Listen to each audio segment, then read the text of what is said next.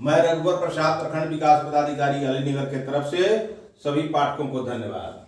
आज मैं संघ एवं उसका राज्य क्षेत्र यूपीएससी जीएस प्रथम प्रश्न पत्र एवं पीटी एग्जामिनेशन का जो है ये आपको ये बताने जा रहा हूं कि जो है संघ उसका राज्य क्षेत्र कहां तक है। तो इसके पहले मैंने आपको बता दिया था कि फजल अली आयोग के ही अनुशंसा के आधार पर या सिफारिश के आधार पर या निर्णय के आधार पर राज्यों का निर्माण हुआ। किसके आधार पर? भाषाई क्षेत्र के आधार पर। तो मैं कल बता दिया था कि आपको जो है नागालैंड कैसे बना। तो नागा पहाड़ियों और असम के 3 सांग क्षेत्र को मिला के नागालैंड राज्य बना। आज मैं आपको बता रहा हूं जो है कल हरियाणा बता दिए, चंडीगढ़ बता दिए और हिमाचल प्रदेश बता दिए कि कैसे बना। तो ये सब 1966 में हरियाणा, चंडीगढ़ और जो है हिमाचल प्रदेश बना। अब आइए आज हम आपको बताएंगे मणिपुर, त्रिपुरा और मेघालय। मणिपुर मणिपुर मणिपुर मणिपुर नहीं इसको पढ़ा जाता है, मणिपुर पढ़ा जाता है। मणिपुर, त्रिपुरा, मणिपुर, त्रिपुरा, मणिपुर, त्रिपुरा एवं मेघालय मणिपुर, त्रिपुरा एवं मेघालय 1972 में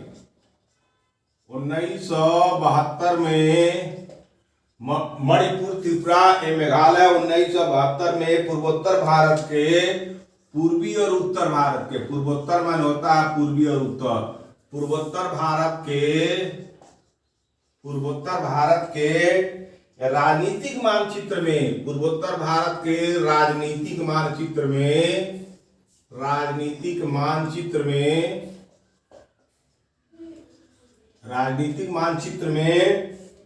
व्यापक परिवर्तन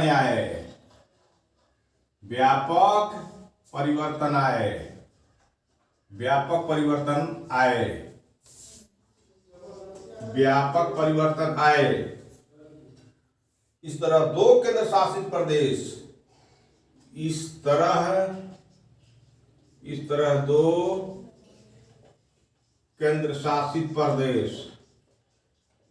2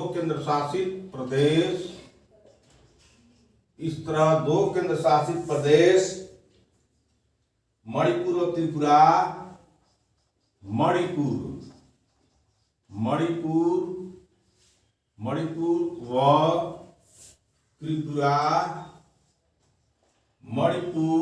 व त्रिपुरा एवं उपराज्य मेघालय को राज्य का दर्जा मिला।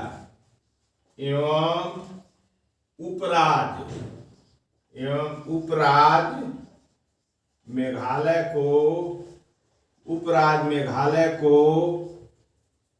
राज्य का दर्जा मिला। मेघालय को उपराज्य, मेघालय को राज्य का दर्जा मिला। इसके अलावा 2 संघ शासित प्रदेशों, इसके अलावा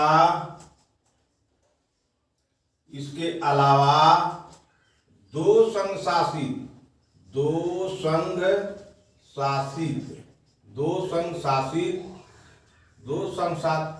प्रदेशों, इसके अलावा 2 संघ शासित प्रदेशों मिजोरम और अरुणाचल प्रदेश, मिजोरम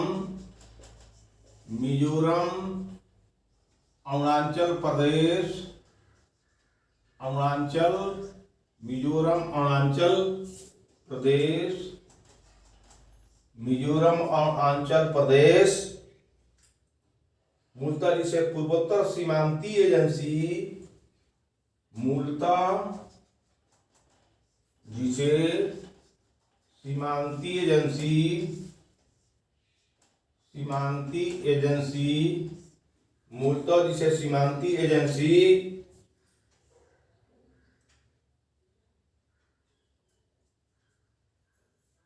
नेफा,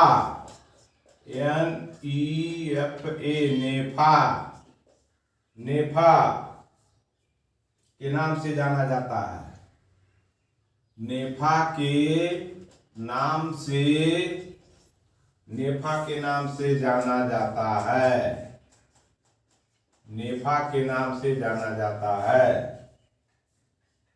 भी अस्तित्व में आए, भी अस्तित्व में आए, भी अस्तित्व में आए, भी अस्तित्व में आए, भी अस्तित्व में आए।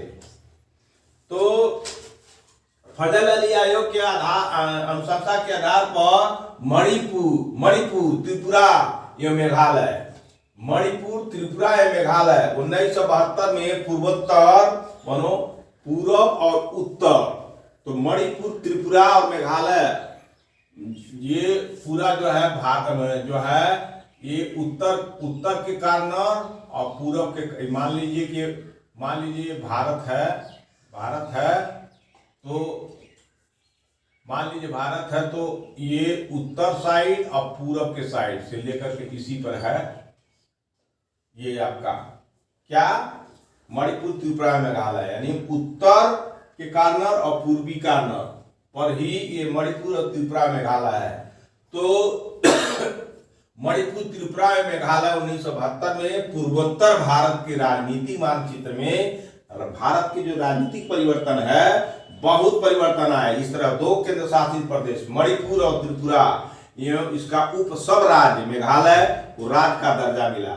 इसके अलावा 2 संघ शासित प्रदेशों मिजोरम और अरुणाचल प्रदेश मूलतः जो है सीमांती agency North East federation association agency, North East federation agency, NEFA के नाम से जाना जाता है। नेफा याद कर लीजिएगा, नेफा का कभी फुल फॉर्म खुल सकता है तो होगा नॉर्थ ईस्ट जो है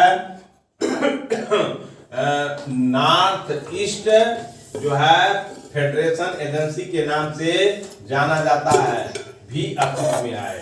कब आए? 1972 में।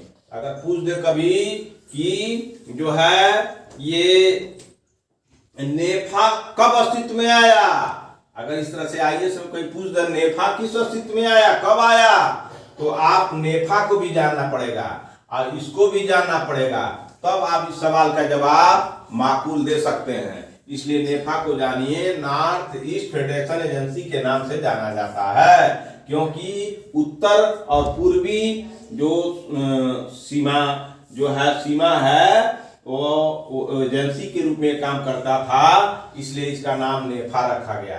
तो अब आइए आगे चलते हैं कि आप जान गए कि मणिपुर, त्रिपुरा, मेघालय 1972 में, याद रखिएगा 1972 में पूर्वोत्तर भारत के राजनीतिक मानचित्र में व्यापक परिवर्तन आए। इस तरह 2 केंद्र शासित प्रदेश मणिपुर व त्रिपुरा एवं उसका उपराज्य मेघालय को राज्य का दर्जा मिला। तो मणिपुर, त्रिपुरा, मेघालय को राज्य का दर्जा कब मिला? तो 1972 में, याद रखिएगा। राज्य का दर्जा कब मिला? तो 1972 में मिला। और साथ ही साथ इसके अलावा 2 संघ शासित प्रदेश, मिजोरम संघ शासित प्रदेश था, अरुणाचल प्रदेश भी था। प्रदेश का मूलतः सीमांती एजेंसी था, सीमा है, यह चाइना का सीमा है। तो ये नेपाल जो है नॉर्थ ईस्ट फेडरेशन एजेंसी के नाम से इसको मिजोरम को और अरुणाचल प्रदेश को जाना जाता है। आइए ये अस्तित्व में 1972 में आए। तो मिजोरम, अरुणाचल प्रदेश, मणिपुर, त्रिपुरा और मेघालय सबका अस्तित्व, सबका जन्म कब हुआ? 1972 में। आइए आगे चलते हैं, आगे जो तथ्य बाकी हैं उस पर चलते हैं। आप अपना इच्छा शक्ति बढ़ा के पढ़िए, आपको बड़ी मजा भी आएगा और अंदर से शक्ति भी मिलेगी आपको। तो इच्छा शक्ति बढ़ा के पढ़िएगा तो बहुत मजा आएगा।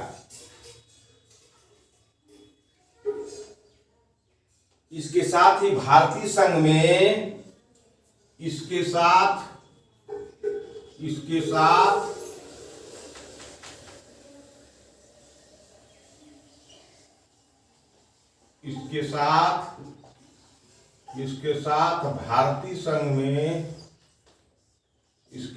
भारतीय संघ में इसके साथ भारतीय संघ में राज्यों की संख्या 21 हो गई। इसके साथ भारतीय संघ में राज्यों की संख्या 21 हो गई।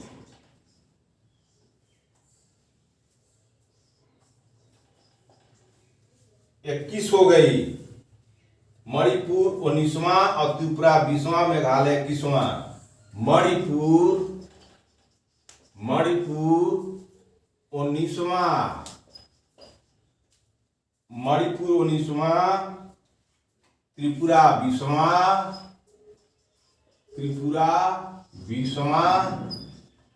त्रिपुरा 20वां और मेघालय 21वां। और मेघालय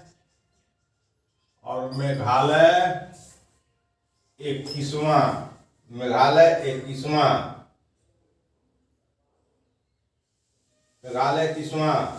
22वें संविधान संशोधन।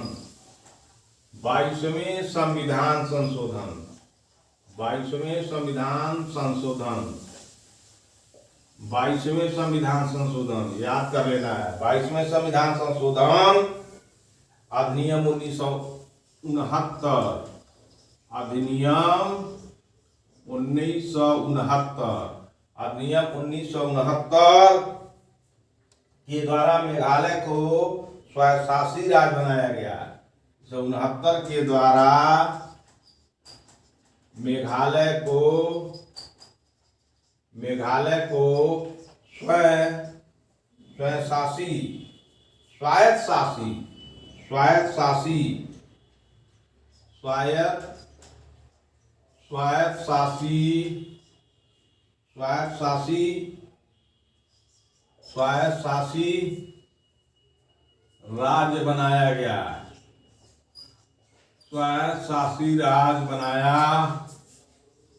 स्वायत्तशासी राज्य बनाया गया।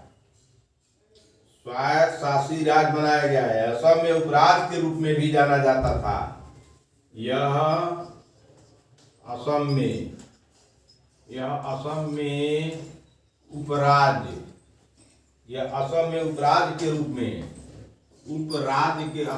उपराज्य के रूप में जाना जाता है। यह असम का उपराज्य है। मेघालय रूप में जाना जाता था, जिसका अपना मंत्रिपरिषद था।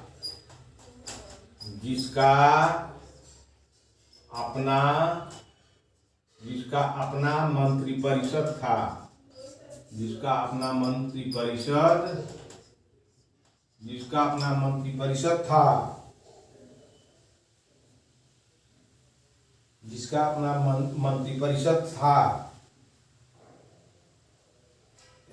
यह मेघालय के लोगों की महत्वाकांक्षा की पूर्ति नहीं कर पाया।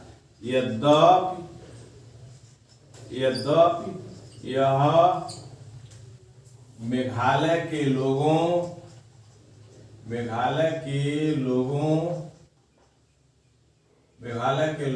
की इच्छा शक्ति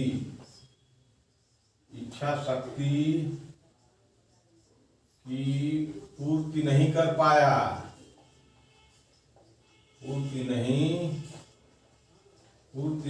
पाया। मेघालय के लोगों की इच्छा शक्ति की पूर्ति नहीं कर पाया। मिजोरम एवं अरुणाचल प्रदेश संघ शासित प्रदेशों को असम से पृथक किया गया। मिजोरम व मेघालय को मिजोरम एवं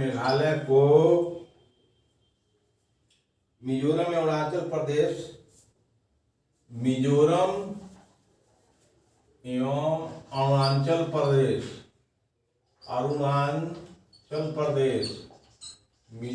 एवं अरुणाचल प्रदेश संघ शासित प्रदेशों को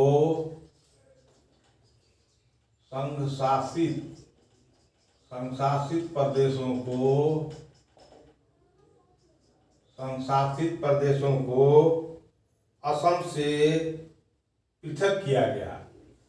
असम से अलग किया गया। अब तो समझ लीजिए, तो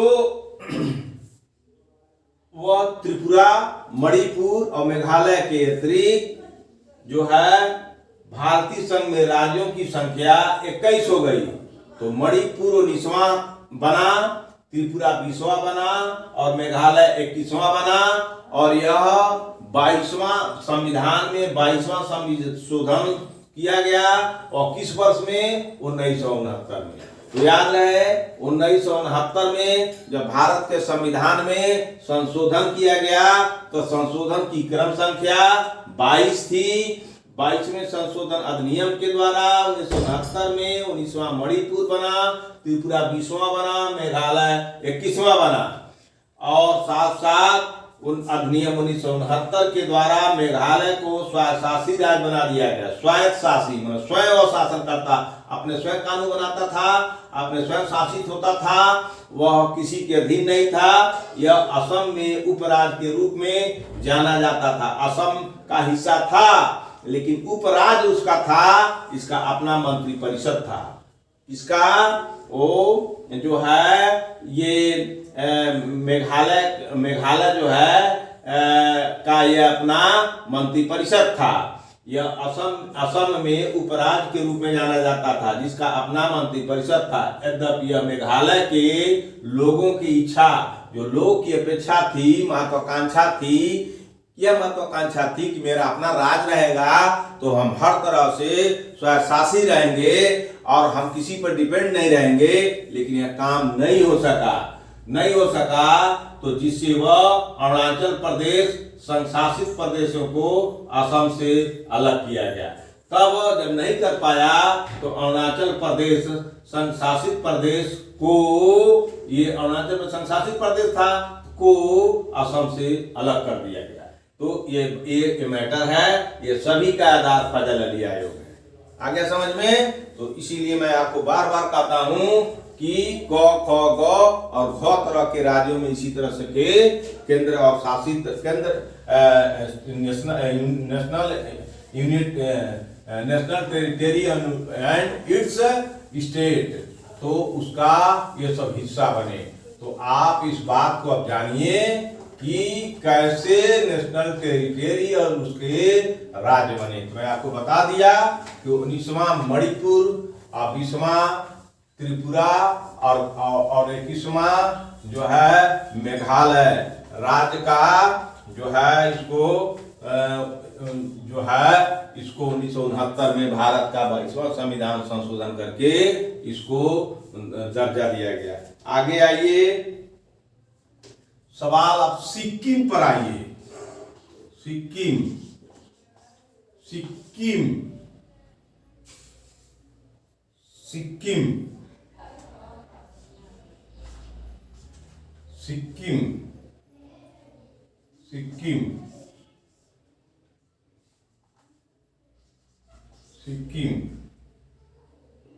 सिक्किम उसको बोलते हैं।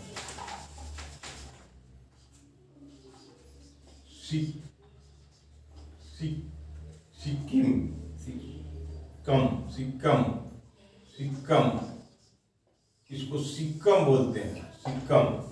लेकिन सिक्किम लोग कहते हैं। तो 1947 का दिन था, 1947 का वर्ष था। 1947 तक सिक्किम जो है, सिक्किम 1947 तक सिक्किम भारत का एक शाही राज्य था। भारत का एक शाही राज्य था, शाही राज्य था।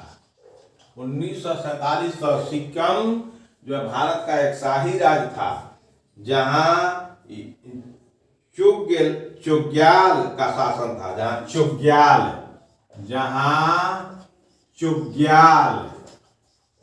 चोग्याल, याद रखिएगा, चोग्याल का शासन था। जहां चोग्याल का शासन था। 1947 में ब्रिटिश शासन के समाप्त होने पर 1947 में ब्रिटिश शासन समाप्त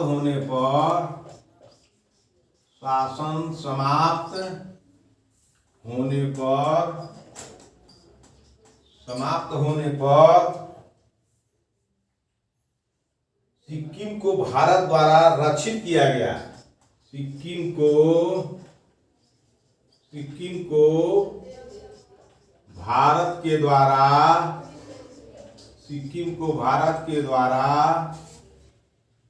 रक्षित किया गया। सिक्किम को भारत के द्वारा रक्षित किया गया। 1947 में जब ब्रिटिश शासन समाप्त हो गया तो सिक्किम को भारत के द्वारा सिक्योरिटी दी गई। भारत सरकार ने इसकी रक्षा भारत सरकार ने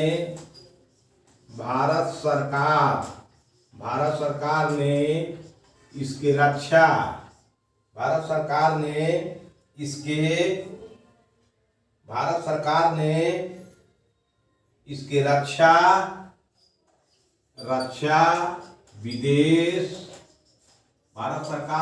रक्षा विदेश मामले संचार का उत्तरदायित्व लिया। विदेश एवं संचार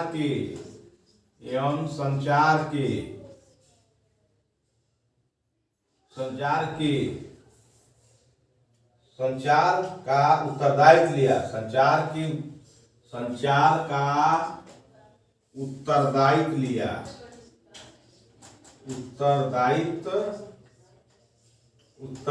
लिया। भारत सरकार ने जब सिक्योरिटी दे दिया तो 1947 में ब्रिटिश शासन समाप्त होने पर सिक्किम को भारत के द्वारा रक्षित किया गया।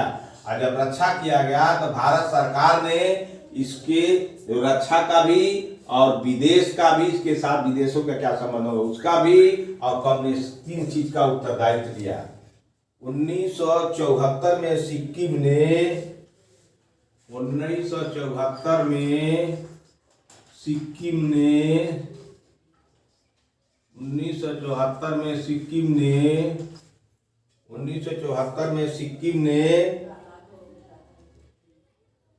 अपनी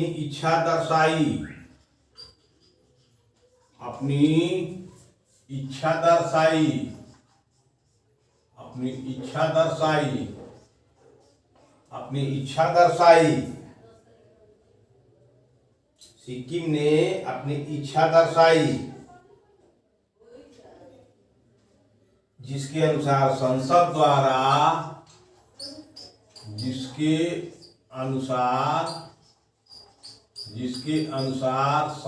के द्वारा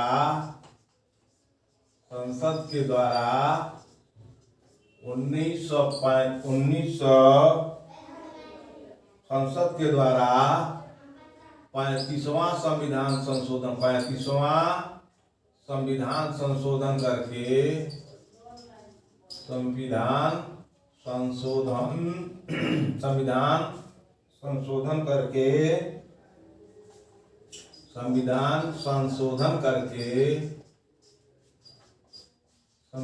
संशोधन करके 1974 में लागू किया गया।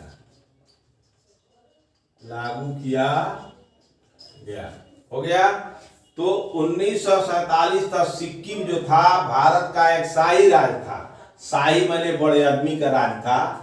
मनो जो पहले से खानदानी दर खानदानी सिक्किम पर राज करता था उसका राज था। वो मानव जाति का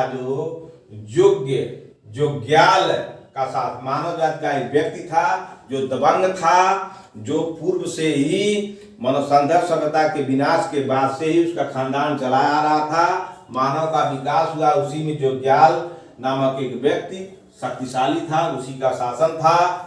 जोग्याल का नाम आप याद करिएगा। अगर पूछ दे कि सिक्किम पर सबसे पहले शासन किसका था तो जोग्याल का शासन था। किसका था? जोग्याल का शासन था। जोग्याल बहुत शक्तिशाली था। 1947 में ब्रिटिश शासन जब समाप्त हो गई तो होने पर सिक्किम को भारत के द्वारा रक्षित किया गया, मानो उसका रक्षा किया गया। रक्षा के बदले सिक्किम को भारत सरकार ने रक्षा के मामले में, विदेश नीति के मामले में या संचार के मामले में उसका भार लिया, उत्तरदायित्व लिया, जवाबदेही लिया। और 1974 में सिक्किम ने अपनी इच्छा दर्शाई कि हम भारत में रहेंगे, जिसके अनुसार संसद के द्वारा संविधान में 35वां संविधान संशोधन किया गया और संशोधन करके 1974 में सिक्किम को भी भारत के संग में मिला दिया गया। यही तो है कहानी। इसको जल्दी खत्म करते हैं। बहुत दिन से मैं इसको पढ़ा रहा हूं कि जल्दी से आप इसको समझ जाएं, तो हम आगे आपको और बेहतर चीज संकल्प ये यूपीएससी का पढ़ाएंगे। हम चाहते हैं कि साइंस भी शुरू कर दें, कि साइंस पर भी आपकी पकड़ बनी रहे। तो आइए चलते हैं आगे। आइए तो चोग्याल का नाम आप याद रखिएगा। चोग्याल का नाम आप याद रखिएगा। इसके द्वारा सिक्किम को एक संबद्ध राज्य का दर्जा दिया गया। इसके द्वारा, किसके द्वारा? किसके द्वारा भाई? 35वां संविधान संशोधन के द्वारा। इसके द्वारा सिक्किम को, इसके द्वारा सिक्किम को, इसके द्वारा सिक्किम को, इसके द्वारा सिक्किम को संबद्ध राज्य का दर्जा दिया गया। सिक्किम को संबद्ध राज्य का दर्जा दिया गया। सिक्किम को संबद्ध राज्य का दर्जा दिया गया। सिक्किम को संबद्ध राज्य का दर्जा दिया गया। सिक्किम को संबद्ध राज्य का दर्जा दिया गया। इस उद्देश्य के लिए एक नए अनुच्छेद, इस उद्देश्य के लिए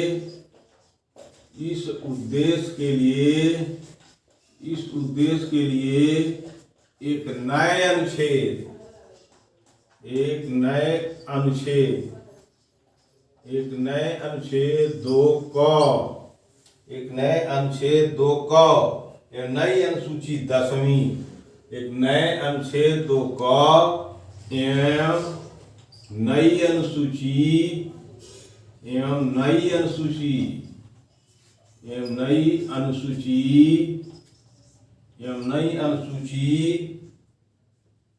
10वीं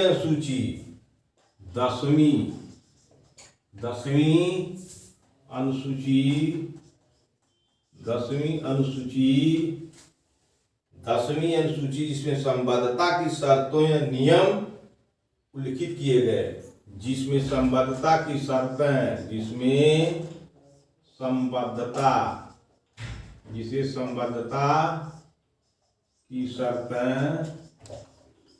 संबद्धता की शर्तें एवं नियम उल्लिखित किए गए एवं नियम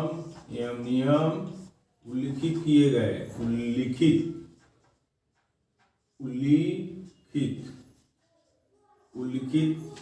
नियम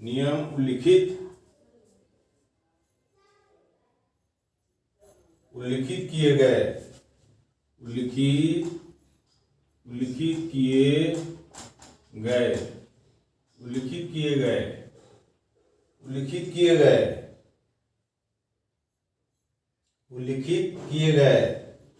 को संविधान में जोड़ा गया।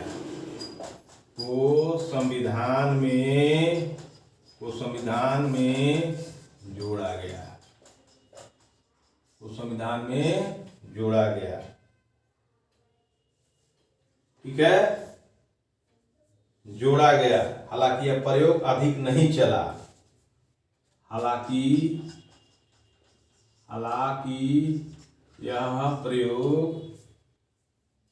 यह प्रयोग अधिक दिन तक नहीं चला।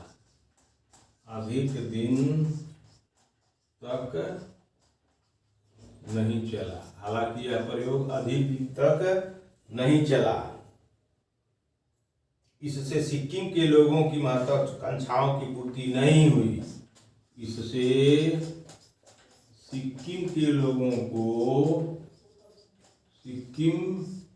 के लोगों, सिक्किम के लोगों के महत्वाकांक्षाओं की महत्वाकांक्षाओं की पूर्ति नहीं हुई।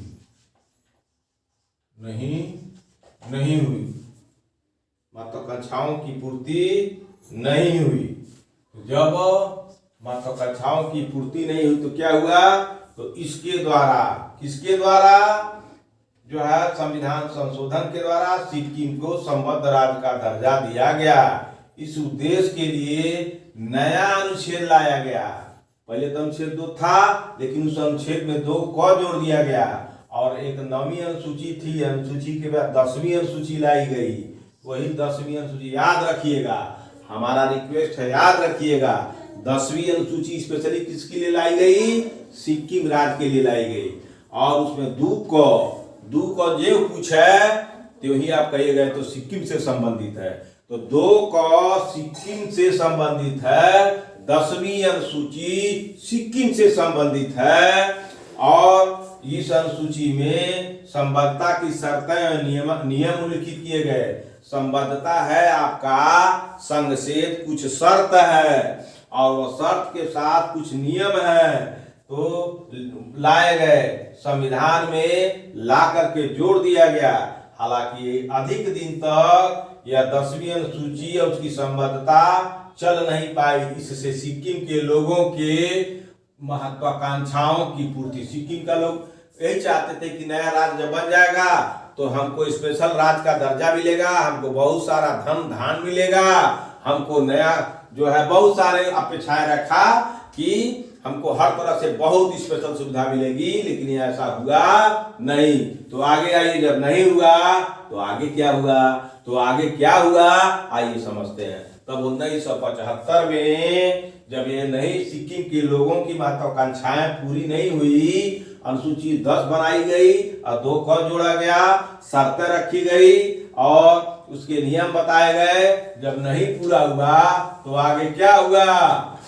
जब नहीं हुआ तो कुछ होता है, तो क्या हुआ उसको जानिएगा तो आपके दिमाग में जाएगा। तो 2 को और 10वीं अनुसूची किससे संबंधित है? तो सिक्किम राज्य से संबंधित है। याद रखिएगा, बहुत इंपॉर्टेंट सवाल है यह। आइए, ये यूपीएससी और बीपीएससी या पीएससी, प्रोविंशियल सिविल सर्विस के किसी भी पीएससी, चाहे यूपीएससी, चाहे बीपीएससी, चाहे एमपीएससी, चाहे जेपीएससी, चाहे यूपीएससी, जिस पीएससी से चाहिए उस पीएससी में सवाल पूछा जाता है।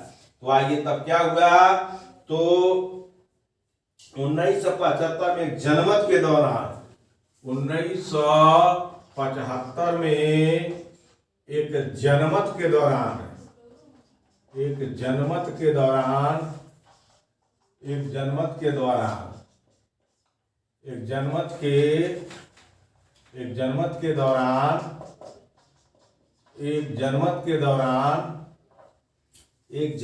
दौरान उन्होंने चोग्याल के शासन को समाप्त करने के लिए मत दिया। जनमत के दौरान चोग्याल के शासन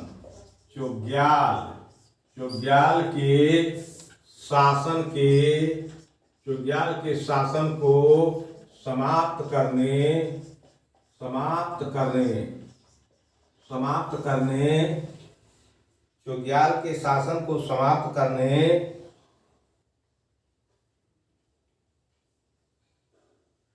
समाप्त करने के लिए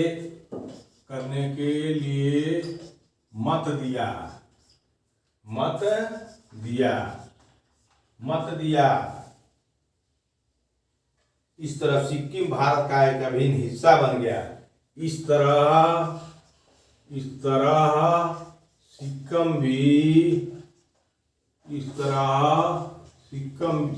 भी भारत का एक अभिन्न हिस्सा बन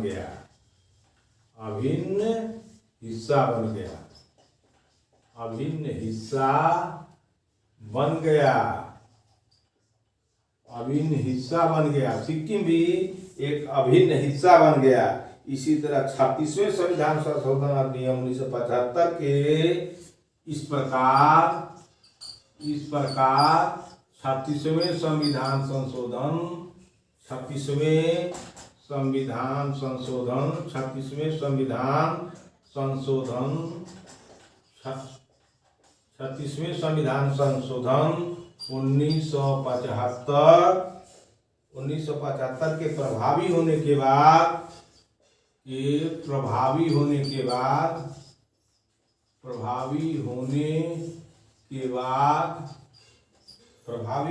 बाद सिक्किम को भारतीय संघ का पूर्ण राज्य बना दिया गया।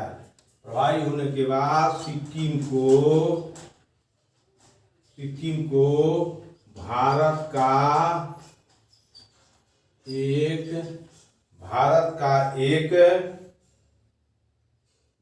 का एक पूर्ण राज्य बना दिया गया।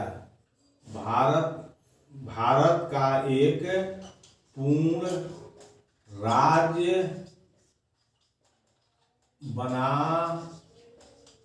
बना दिया गया, जिसे 22वां राज्य के नाम से जानते हैं। 22वां राज्य, जिसे 22वां राज्य कहा गया।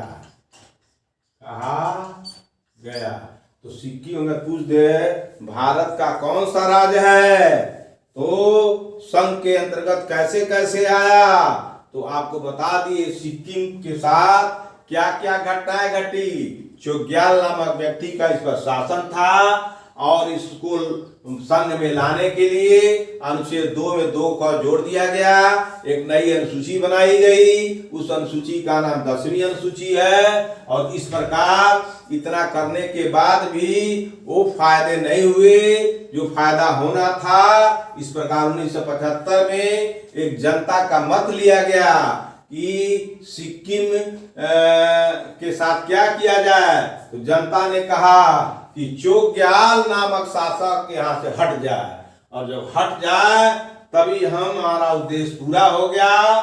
तब चोग्याल के शासन को समाप्त करने के लिए मत दिया।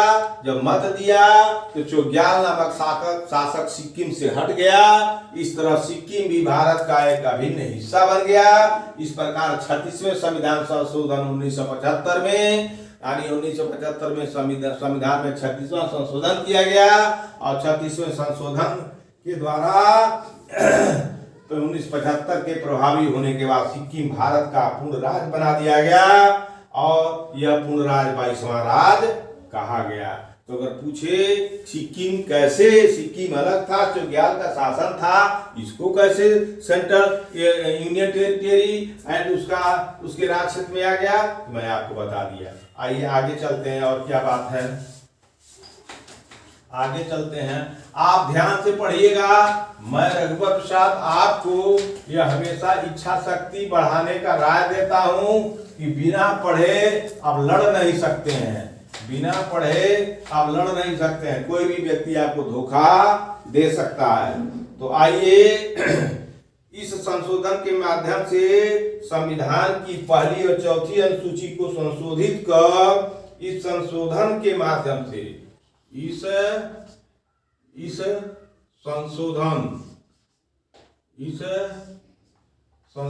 के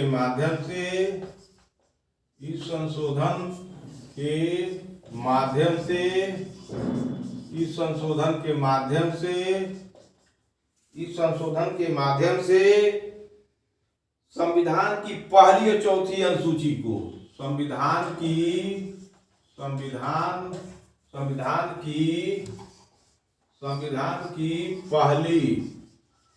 की पहली एवं चौथी अनुसूची को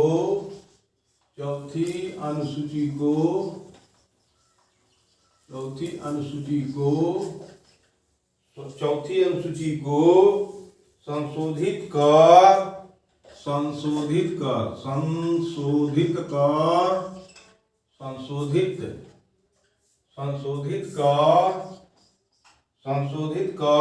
अनुच्छेद 371 को जोड़ा गया। अनुच्छेद अनुच्छेद 374 क, अनुच्छेद 371 च को जोड़ा गया। कितना? 371 च को जोड़ा गया। इसमें सिक्किम के प्रशासन के लिए इसमें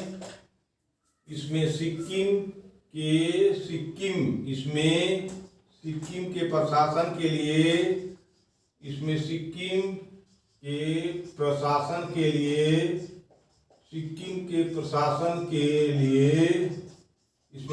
के प्रशासन के लिए कुछ विशेष प्रावधानों की व्यवस्था की गई। कुछ विशेष प्रावधानों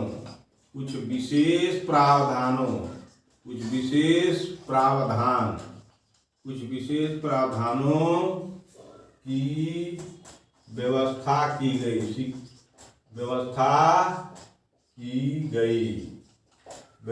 की गई।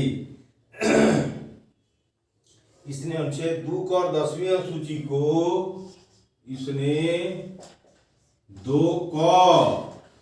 और 10वीं अनुसूची इसने 2 क और 10वीं अनुसूची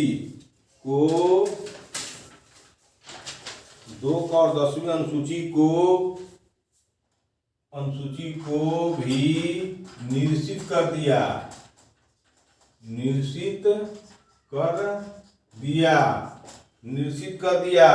जिन्हें 1974 के 35वें संशोधन अधिनियम द्वारा जोड़ा गया।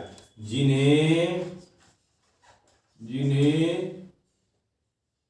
1974 के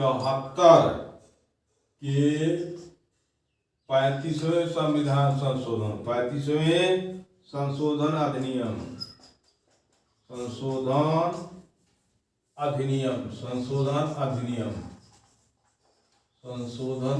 संशोधन अधिनियम द्वारा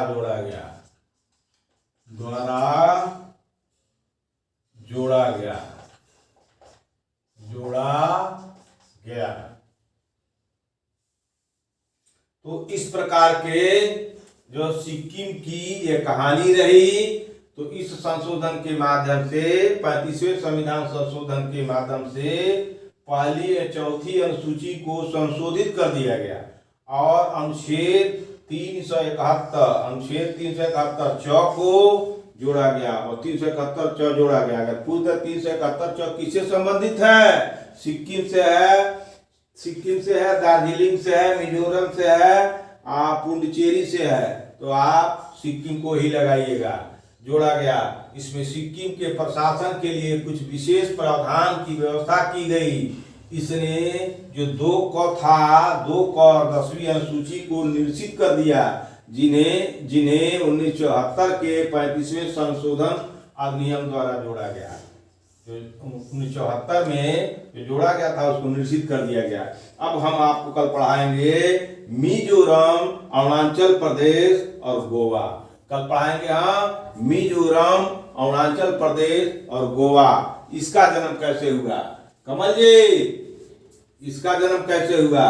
तो आज का वीडियो हम सिक्किम से लेकर वहां से लेकर के जो है सिक्किम तक, पिछले स्टेटों से लेकर के जो हम सिक्किम तक समाप्त करते हैं। कैसे जो है आपका जो मणिपुर, त्रिपुरा, मेघालय और सिक्किम, त्रिपुरा, मणिपुर, मेघालय और सिक्किम कैसे यूनियन टेरिटरी के कंट्रोल में आए। अब हम यूनियन टेरिटरी के कंट्रोल में आने के लिए मिजोरम, अरुणाचल प्रदेश, गोवा को कल इससे बताएंगे विस्तार से।